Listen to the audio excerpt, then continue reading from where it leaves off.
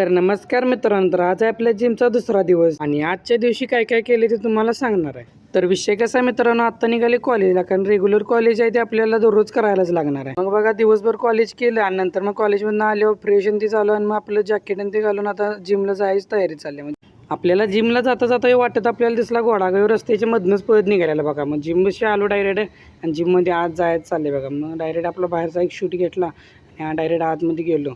मग आपलं जॅकेट काढलं, मग डायरेक्ट वॉर्मअप करायला चालू केला. वॉर्मअप आणि ते करून मग आपल्याला पहिल्यांदा वॉर्मअप करायला पाहिजे, नाहीतर मसल इंजुरी होण्याचे चान्सेस जास्त असतात.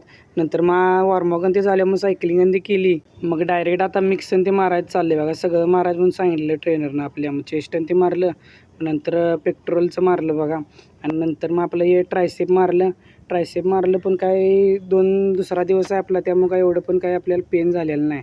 मग बायसेप पण ते मारून टाकलं सगळं.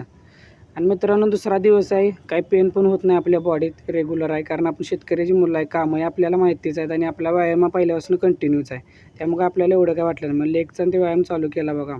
लेग आणि ते मारलं. आणि बघा मित्रांनो, आपण गावाकडची पोरं आहे, त्यामुळे आपण कठीण आणि काटेक असतो यात.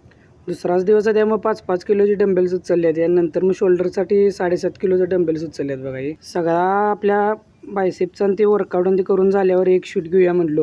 नंतर मग आपल्याला जायचं होतं ॲबडॉमिनचं मारायला.